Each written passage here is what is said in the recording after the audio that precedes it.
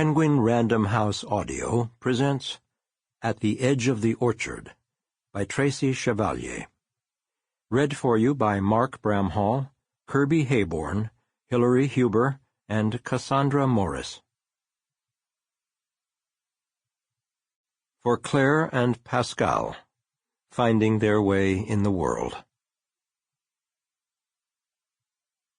The juice of apples, likewise, as of pippins and paramanes, is of very good use in melancholic diseases, helping to procure mirth and to expel heaviness. John Parkinson, Paradisi in Sol Paradisus Terrestris, 1629.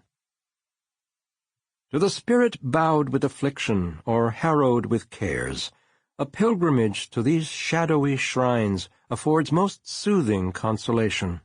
Behold the evergreen summits of trees that have withstood the storms of more than 3,000 years.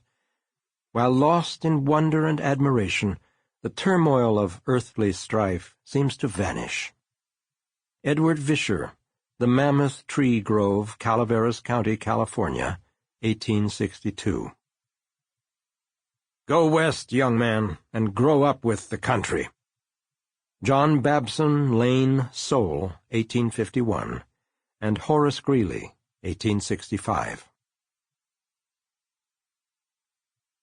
Part 1. Black Swamp, Ohio. Spring, 1838. They were fighting over apples again. He wanted to grow more eaters to eat. She wanted spitters to drink.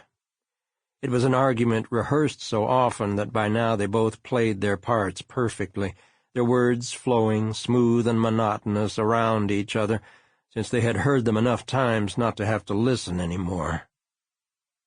What made the fight between sweet and sour different this time was not that James Goodenough was tired. He was always tired. It wore a man down, carving out a life from the black swamp. It was not that Sadie Goodenough was hung over. She was often hung over. The difference was that John Chapman had been with them the night before. Of all the Goodenoughs, only Sadie stayed up and listened to him talk late into the night, occasionally throwing pine cones onto the fire to make it flare. The spark in his eyes and belly, and God knows where else, had leapt over to her like a flame finding its true path from one curled wood-shaving to another. She was always happier, sassier, and surer of herself after John Chapman visited. Tired as he was, James could not sleep while John Chapman's voice drilled through the cabin with the persistence of a swamp mosquito. He might have managed if he had joined his children up in the attic, but he did not want to leave the bed across the room from the hearth like an open invitation. After 20 years together, he no longer lusted after Sadie as he once had, particularly since Applejack had brought out her vicious side. But when John Chapman came to see the Goodenoughs, James found himself noting the heft of her breasts beneath her threadbare blue dress and the surprise of her waist, thicker but still intact after 10 children. He did not know if John Chapman noticed such things as well. For a man in his 60s, he was still lean and vigorous despite the iron gray in his unkempt hair. James did not want to find out. John Chapman was an apple man who paddled up and down Ohio rivers in a double canoe full of apple trees, selling them to settlers. He first appeared when the Goodenoughs were new arrivals in the Black Swamp, bringing his boatload of trees and mildly reminding them that they were expected to grow 50 fruit trees on their claim within 3 years if they wanted to hold on to it legally.